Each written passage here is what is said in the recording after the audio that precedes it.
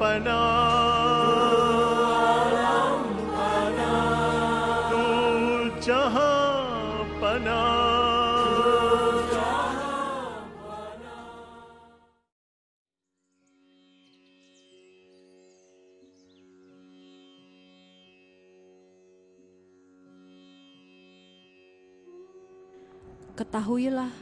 Ketahui batasmu, jangan perlakukan anugerahnya sebagai angin yang berlalu.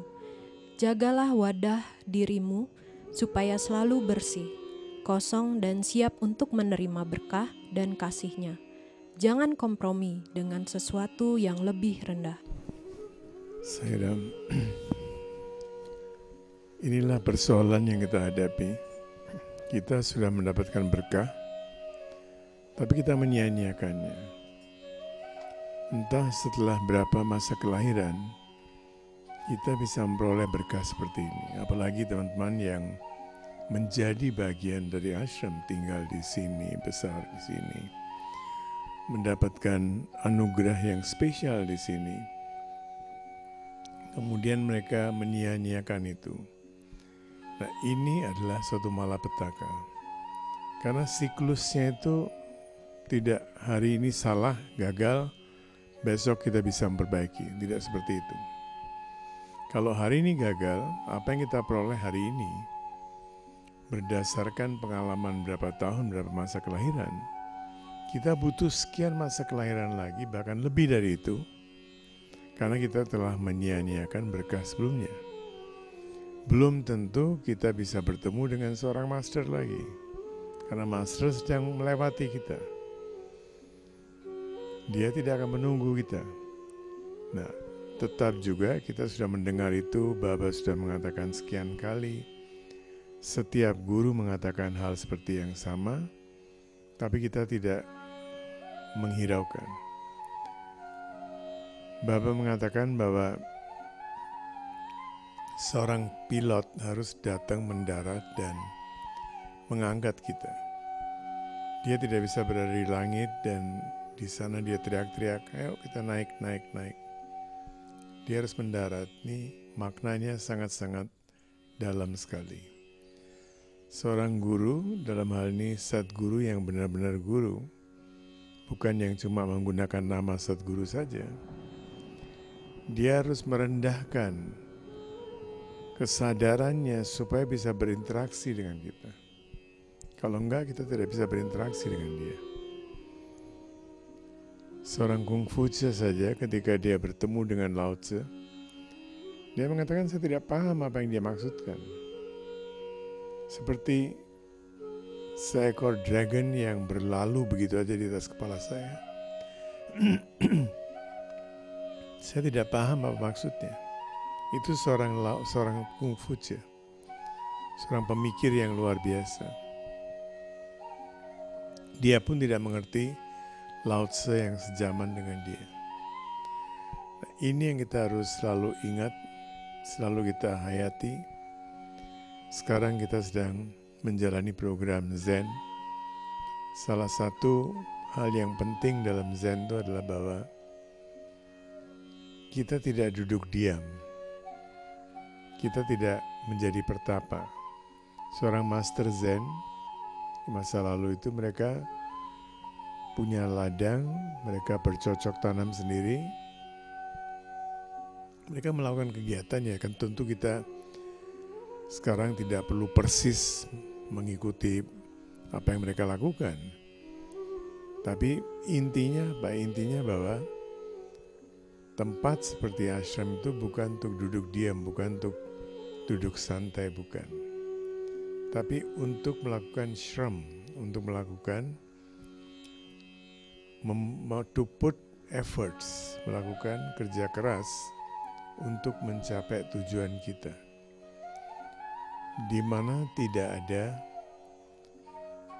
cuti. Saya sudah menulis tentang hal itu di buku pertama, Life, bahwa seorang devotee, seorang panembah, dia tidak akan minta atau mengharapkan cuti. Kalau kita selalu mengharapkan cuti, di tempat kerja, di mana ya, kita mengharapkan cuti. Tapi seorang panembah, bagi dia satu hari pun dia tidak bersama sang guru, itu merupakan suatu kerugian besar. Dan dia akan berusaha untuk selalu berada. Diberikan tugas apapun, di dalam Zen kita mendengar begitu banyak cerita. Diberikan tugas apapun, disuruh cuci baju, disuruh cuci piring, disuruh masak di dapur, padahal tujuannya mau belajar Zen, tapi disuruh belajar dulu masak. Masak dulu baru saya akan memberikan pelajarannya. Dan setelah dia masak, sambil masak itu dia mencapai pencerahan. Pencerahan yang dia sampai dia capai itu membuat dia tidak punya persoalan lagi, tidak mengharapkan pencerahan lagi. Ketika akhirnya sang guru memanggil dia, "Ayo, sudah saatnya untuk kau mendapatkan pelajaran." Dia bilang, "Guru, saya sedang sibuk.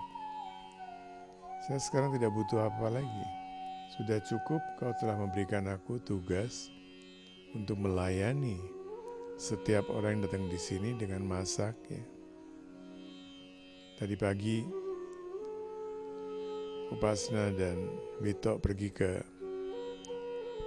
tempel, ke ashramnya Sukong. Sukong sendiri sudah meninggal berapa belas tahun yang lalu. Ya. Orang di sana yang pernah saya juga lupa ingat karena waktu itu pasti dia masih muda sekali ya. Sampai sekarang, dan orang itu bukan beragama Buddha, bukan beragama Hindu, dia melayani Sukong sampai hari terakhirnya. Sekarang pun setelah Sukong tidak ada, dia tetap melayani di situ. Ditelepon jam 6 mau ketemu, dia hadir. Dia terlambat, dia suruh istrinya yang datang. Inilah pengabdian, inilah pelayanan. Padahal apa sih urusan dia? Dia punya belief system yang beda, dia punya pemikiran yang beda. Tapi bagi dia, yang penting bukan itu.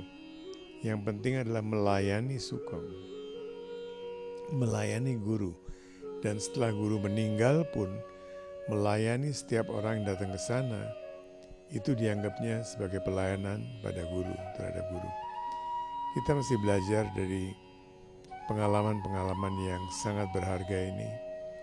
Dan itu akan merupakan satu berkah bagi kita semua untuk berada di suatu tempat di mana seorang master, seorang Buddha pernah tinggal. Terima kasih.